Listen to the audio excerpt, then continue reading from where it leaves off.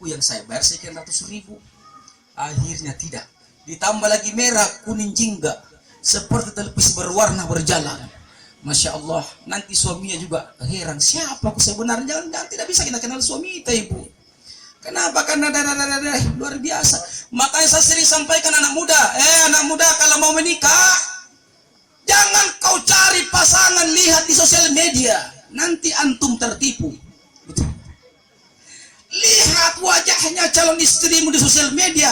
Masya Allah, seperti anak ABG 17 tahun.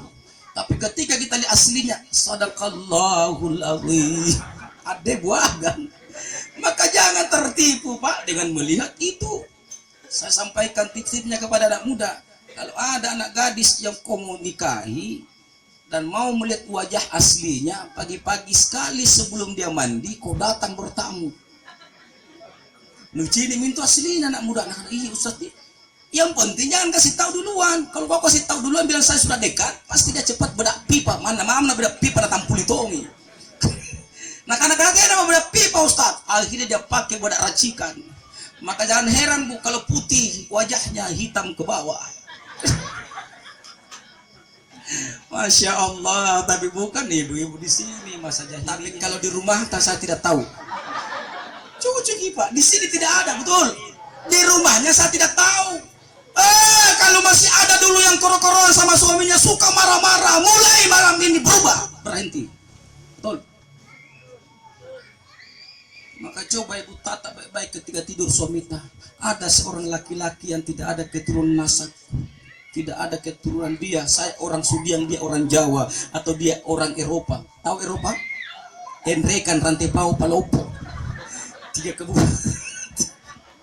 Ada orang Eropa di sampingku, tidak ada keturunan nasab, tapi dia rela mencari nafkah siang malam panas hujan untuk istri dan anaknya. Betul. Maka lihat ya Allah, begitu mulianya seorang suami. Pak, bapak-bapak, lihat juga Pak ketika tidur istri tak ada seorang wanita yang tidak ada hubungan darah, hanya sama-sama anak cucu Adam, betul. Tapi dia rela tinggalkan kampung halamannya, tinggalkan orang tuanya demi ikut suami, betul. Maka sayangi suami istri tak bapak, jangan sampai bapak tidak istiqomah. Dulu sebelum menikah dengan istrinya berat badannya 35 kg. Tersinggung. Maka dia selalu panggil calon istrinya, di mana Ki Dinda, di mana Ki sayang, di mana Ki cantik. Ini yang selalu keluar, Dinda cantik sayang. Karena berat badannya 35 kg. Begitu selesai menikah, naiklah 85 kg. Maka menangis anaknya, dia panggil, "Oh, betalak ke naik, kau ngaruh ke nak." Di sini tidak ada bapak-bapak yang begitu.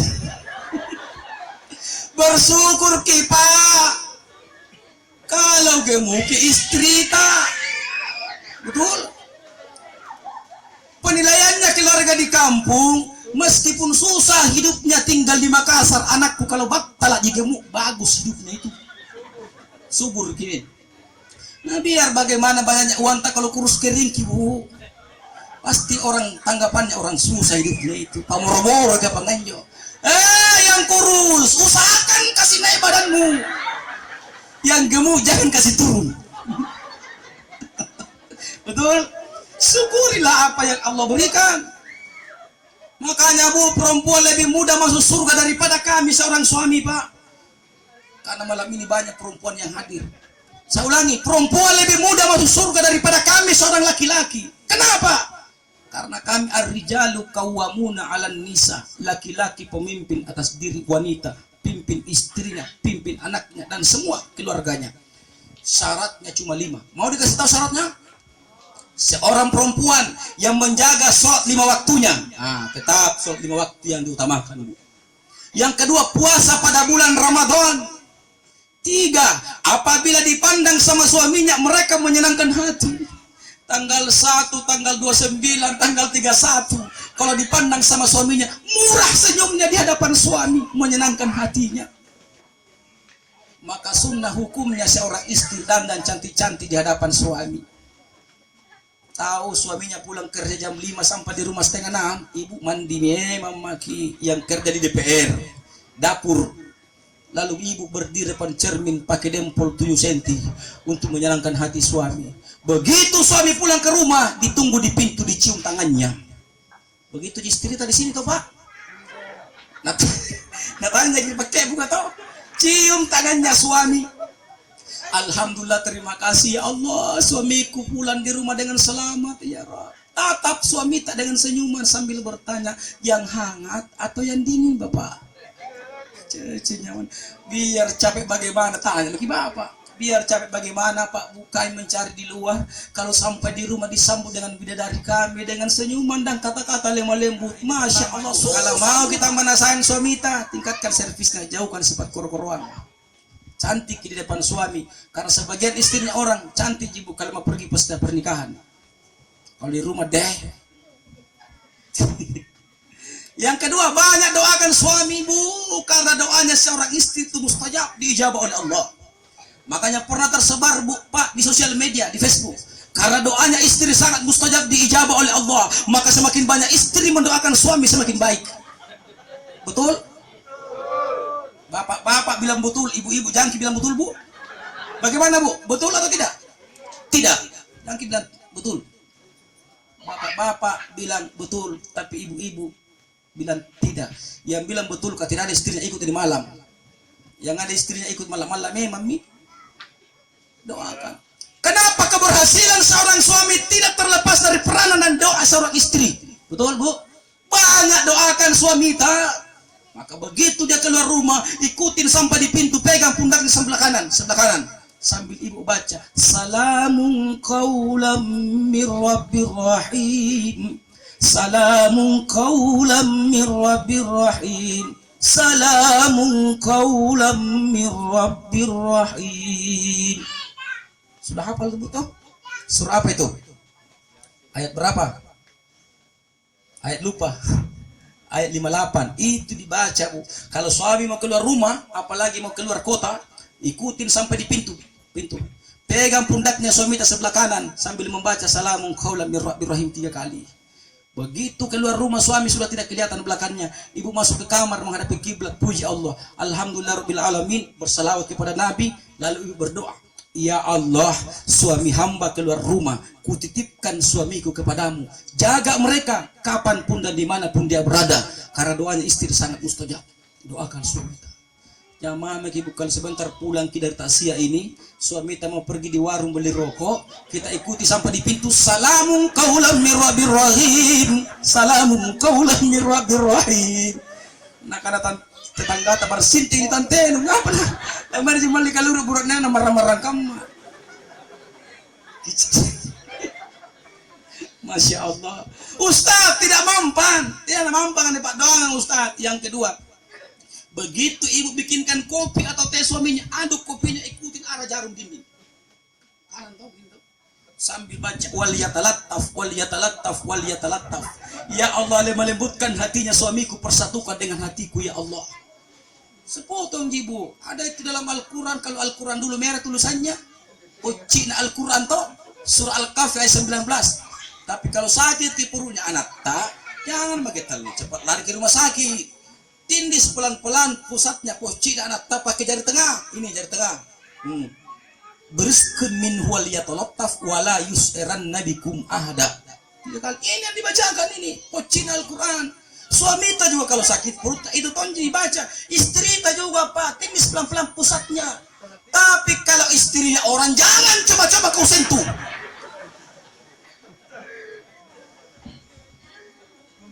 Kalau ada orang mengatakan pengobatan syar'i, ibu, pengobatan syar'i, ruqyah pengobatan syar'i, tapi berani sentuh kulitnya perempuan yang bukan mahramnya, tinggalkan. Itu bukan pengobatan syar'i, itu penipu itu Pak.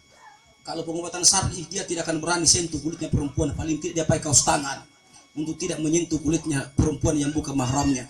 Heran di sosial media kita lihat di Facebook, Nabi bilang pengobatan syar'i, ruqyah, tapi tak kalau kita bukulin nabainin tahu astagfirullahalazim. Itu bukan pengobatan syar'i namanya bu. Karena sekarang susah dibedakan, beda-beda tipis antara ustadz dengan dukun. Pernah alami pakai jubahnya deh, ulama kapan? Ya toh? Maka jangan tertipu dengan penampilan. Ini didoakan. Jangan mama ibu kalau ada pembantu, tak baru pembantu tak anak gadis suruh bikinkan kopi suami tak. Jangan sampai lagi langgar ceramah kuna parate waliyatalattaf waliyatalattaf. Ya Allah melembutkan hatinya bosku, persatukan dengan hatiku. Nala jika suami tak saya tidak mau bertanggung jawab. Ikat ketong mereka nih masih mau kok. Ini memotivasi ibu-ibu untuk senantiasa melayani suaminya, Bu. Betul, Bu? Jangan sampai nak ada buran tak perkasa kalau kopi mana tak lulus sekali am nak katum par dia tu gula lang sayang kopi. Nah kamu panjinjo, Bu. Kami juga laki-laki bisa bikin, tapi beda rasanya kalau kopi itu bikin istri, betul tidak, Pak? Oh, coba Ibu dengar nih. Nama nanti pai-pai ibu pun nabainin tato ngaparsi mana tahu nanti. Lalu dia mengawali membaca Bismillahirrahmanirrahim, insya Allah dia akan terhindar dari siksaan malaikat Zabaniyah yang jumlahnya 19 itu. Jadi di samping dia terhindar dari siksaan malaikat Zabaniyah, baru baca basmalah sudah 190 pahala didapat. Bismillahirrahmanirrahim 19 huruf kali 10 berapa, Bu? 190. Tambah lagi alif lam mim, dapat lagi 3 alif lam mim 30. Sudah 220 pahala didapatkan baru Bismillahirrahmanirrahim dan alif lam mim. Bagaimana kalau setiap hari ibu bapak baca 1 juz? Ustaz, tidak bisa ke 1 juz. Setengah juz. Tidak bisa karena sibuk 1 lembar. Tidak bisa 1 lembar 1 halaman. Tidak bisa 1 halaman setiap hari 1 ayat. Bismillahirrahmanirrahim. Sadaqallahul azim. Tak lewa-lewa nabatin baca Al-Quran 1 ayat to jempa. Nah kan daripada tidak ada Ustaz. Ini akan memberatkan timbangan. Dan ibu bapak satu-satunya kitab di dunia ini yang akan memberikan syafaat kepada para pembacanya, kata Nabi. Iqra'ul Quran fa innahu ya'ti yaumal qiyamati shafi'an li ashabi. Bacalah Al-Quran karena sesungguhnya ia akan datang pada hari kiamat memberikan syafaat kepada para pembacanya. Jadi kalau mau dapat syafaat dari Al-Quran, banyak membaca dan mengamalkan di dalam kehidupan keseharian kita. Inilah yang dapat saya sampaikan. Yang ketiga, keempat, kelima saya tidak bahas lagi, Pak, Bu, karena waktu. Kasihan anak-anak kita kalau dia terlalu lama membaca Al-Quran sampai larut malam. Inilah tausiah. Ada 2 yang saya tegaskan malam ini. Insya Allah Allah mudahkan sakaratil maut dan Allah ringankan, bahkan Allah jauhkan kita dari siksa kubur. Apa itu, Pak? 1, jaga sholat 5 waktunya, tingkatkan sholat sunnahnya, perbaiki hubungan kita dengan sesama umat manusia. Ini yang pertama. Yang kedua, banyak baca Al-Quran. Tidak bisa kau usah setiap hari 1 juz. Ada 1 surah, anggaplah dirinya ibu bapak merugi kalau 1 malam tidak baca. Apa itu? Man qara'a tabarakalladzi biyadihil mulk kullamanahullahu biha min azabil qabr. Barang siapa yang membaca surah Al-Mulk setiap malam, maka Allah akan menjauhkan dia dari azab kubur, siksa kubur. Maka surah Al-Mulk itu adalah surah penyelamat dari siksa kubur bagi pembacanya yang selalu istiqamah membaca setiap malam. Hanya 30 ayat, durasinya paling 5 sampai 10 menit saja. Akhirnya karena setiap malam ibu bapak baca surah Al-Mulk, insya Allah cepat atau lambat ibu bapak akan hafal. Kenapa dihafal? Karena sudah biasa kita baca. Ustaz susah mantoma menghafal karena mungkin error di otakku. Hari ini ku hafal, sebentar sore ku lupa. Misalnya, tapi lancar dibaca apa, Pak? Mana tenak ku lagi hafal, Ibu? Lancar lagi. Kenapa lancar? Karena setiap malam ibu bapak baca surah Al-Mulk, surah penyelamat dari siksa kubur. Siapa lagi yang diselamatkan oleh Allah dari siksa kubur, Pak? Ternyata mami mu'min yamutu yaumal jum'ah wa lailatal jum'ah illa waqahullahu min azabil qabr. Tidaklah seorang mukmin yang meninggal pada malam Jumat atau pada hari Jumat illa waqahullahu min azabil qabr, kecuali Allah menjauhkan dia dari siksa kubur. Tidak main-main itu, Pak, orang yang meninggal malam Jumat atau hari Jumat. Orang hebat itu, orang besar. Hari Jumat, Masya Allah, sudah ibu hajah, tidak lain balasannya kecuali surga. Yang kedua, meninggal hari Jumat, saya tidak bertanya, tapi bapak yang bilang hari Jumat, berarti tidak diragukan dalam hadis ini. Insya Allah Allah selamatkan almarhumah dari siksa kubur. Dan siapa orang diselamatkan oleh Allah dari siksa kubur akan diselamatkan sampai kehidupan berikutnya. Saya ceramah di Sabutun Baru, Pak. Selesai ceramah datang anak muda. Ustaz, saya nyimak ceramahnya dari tadi. Ustaz angkat hadis, katanya yang meninggal malam Jumat atau hari Jumat, Allah selamatkan dia dari siksa kubur. Saya bilang insya Allah, Pak, bunyi hadisnya begitu. Lalu dia bilang, tahu tetanggaku Ustaz, nah jam 9 pagi hari Jumat dia meninggal, berarti dia selamat dari siksa kubur. Saya bilang, insya Allah Pak. Tapi saya tanya Bu, apa motif kematiannya? Tetangga apa? Sakit? Dia jawab, minum racun Ustaz. Saya bilang, kalau minum racun Pak, selamat datang di kuburan, dipalu-palui sama malaikat mungkar dan nakir. Biar malam Jumat, hari Jumat kalau minum racun gantung diri, itu namanya orang putus asa, frustasi. Dalam Islam tidak ada putus asa. Saya tanya lagi, kenapa dia minum racun? Katanya ada laki-laki dan temani bagus suka, tapi laki-laki itu menikah dengan perempuan yang ada di Maros. Kenapa tidak berkata dunia ini tidak selebar daun kelor? Kalau tidak ketemu di Sabutung Baru, masih banyak di Sudi yang anak muda yang gagah-gagah belum ada istrinya. Betul. Besarnya betulnya kalau dibilang anak gagah-gagah. Kalau tidak ketemu di Sudian kan ada di daerah lain. Kenapa kau harus akhiri hidupmu dengan minum racun? Salah satu penyebabnya, perempuan itu terlalu menyerahkan dirinya ketika dia bagus suka dengan laki-laki. Ada anak gadis malam ini Bu? Masih ada? Anak gadis, kalau ada laki-laki kau temani bagus suka Dinda, lalu calon suamimu itu sayang Dinda, kasih tahu, saya tidak butuh kasih sayang dengan ucapan, tapi buktikan saya kau datang di rumah ketemu orang tuaku, lalu bawa saya ke kantor KUA. Betul? Saya tidak butuh dengan kata-kata indah. Yang kedua, kalau selalu panggil ketemuan di luar, tidak berani datang ke rumah minta baik-baik, ketemu orang tua, itu salah satu calon suami atau laki-laki yang akan tidak bertanggung jawab ketika ada apa-apamu di kemudian hari. Kenapa? Karena dia tidak berani menemui orang tuamu, panggil baik-baik untuk pergi. Kemana? Pergi di warkop atau di mana? Jangan sampai bilang pergi di warkop. Hanya dari pinggir pantai gentayangan motornya. Inilah Bapak Ibu dirahmati Allah. Jadi cuma 2 malam ini yang saya bahas. Insya Allah banyak baca Al-Quran. Bukan cuma orang yang hidup saja dapat pahala, orang yang mendengarkan juga dapat pahala. Dan insya Allah almarhumah dapat pahala dari bacaan Al-Quran. Kita sudah dengarkan tadi. Kenapa saya selalu bawa ini Pak? 1, memotivasi anak-anak kita agar dia cinta dan mau belajar membaca dan menghafal Al-Quran. Syarat ke-1, jangan terlalu lama anak tabuk pegang handphone. Ini syaratnya.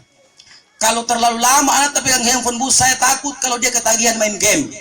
Kalau sudah ketagihan main game anak Pak, jangankan baca Al-Quran, sholat pun juga belum tentu dia mau. Bahkan terkadang belajar sendiri, bicara sendiri Pak. Apa Nabi bilang? Ada di samping, ada di atas. Tembaki. Kenapa Nabi bikin itu? Dia bilang game kau Ustaz. Jangankan mau menghafal Quran, sholat pun juga belum tentu mau. Kenapa? Ketagihan dengan benda-benda seperti ini.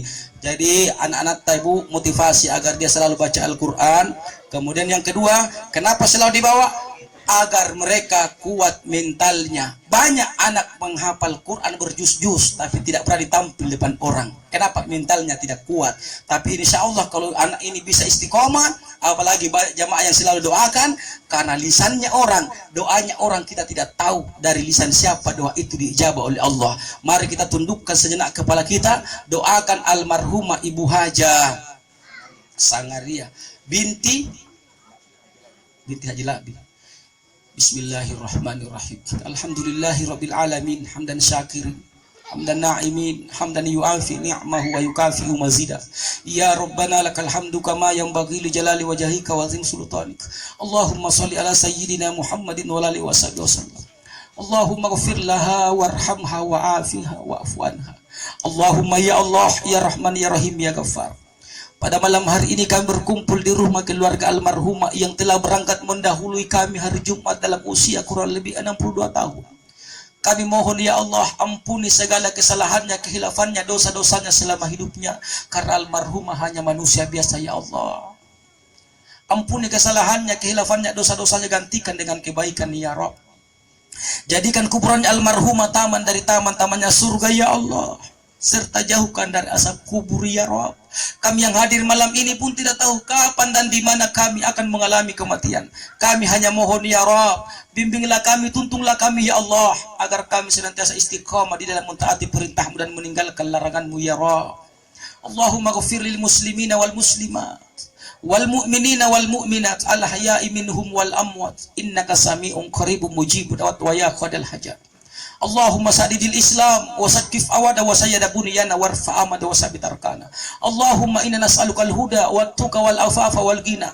Allahumma inna nas'aluka salamatan fid din, salamatan fid dunya wal akhirah, wa afiyatan fil jasad, wa ziyaratan fil ilmi, wa barakatan fil rizqi, wa taubatan qablal maut, wa rahmatan indal maut, wa maghfiratan ba'dal maut. Allahumma hawin alaina fi sakaratil maut, wan najata minan nar, wal afa indal hisab. Rabbana zalamna anfusana, wa illam taghfir lana wa tarhamna lanakunanna minal khasirin. Ampunilah dosa kami ya Allah, baik yang kami sengaja maupun yang tidak kami sengaja ya Rabb. Ampunilah dosa kedua orang tua kami, ibunda kami yang pernah mengandung, melahirkan dan membesarkan kami. Ibu melahirkan bersimbah darah antara hidup dan mati ketika ibu melahirkan kami ya Allah. Ibu memberikan ASI susu kurang lebih 2 tahun, membesarkan dengan kasih sayangnya. Sayangilah mereka seperti mereka menyayangi kami ketika kami masih kecil, terkhusus almarhumah ya Allah. Ya Rabb, yang masih hidup ibu kami mohon panjangkan umurnya ya Allah, karena kami butuh nasihatnya. Yang sakit sembuhkan penyakitnya, angkat penyakitnya, gugurkan dosa-dosanya ya Allah. Sayangilah ibu kami seperti mereka menyayangi kami ketika kami masih kecil. Ya Rabb, ampuni dosa bapak kami yang pernah banting tulang mencari nafkah, tidak mengenal siang malam panas hujan. Begitu luar biasa perjuangan bapak kami ya Allah. Sayangilah mereka seperti mereka menyayangi kami ketika kami masih kecil. Ampuni dosa para guru-guru kami yang pernah mengajarkan ilmunya sehingga bermanfaat sampai malam hari ini. Ampuni dosa para pemimpin-pemimpin kami ya Allah. Jadikan anak-anak kami anak yang soleh, anak yang soleha, yang taat kepadamu ya Rabb, berbakti kepada kedua orang tuanya, berguna bagi bangsa dan negara. Rabbana atina min ladunka rahmatan wa hayyi lana min amrina rasada. Rabbana atina fid dunya hasanah wa fil akhirati hasanatan wa qina azabannar. Wa qina azabannar. Wa qina azabannar. Subhana rabbika rabbil izzati amma yasifun wa salamun alal mursalin walhamdulillahi rabbil alamin. Bapak Ibu saudaraku jamaah Tazkiratul Maut yang saya hormati, yang insya Allah semoga kita semua dimuliakan oleh Allah Subhanahu wa Ta'ala. Inilah Pak Bu tausiah dan doa yang dapat saya sampaikan. Mohon maaf atas kekurangan, karena saya hanya manusia biasa yang serba banyak kekurangan. Kebenaran hanya milik Allah Subhanahu wa Ta'ala. Kekurangan dari Jamaluddin Misi yang berbicara. Subhanakallahumma wa bihamdik asyhadu an la ilaha illa anta astaghfiruka wa atubu ilaik. Assalamualaikum warahmatullahi wabarakatuh.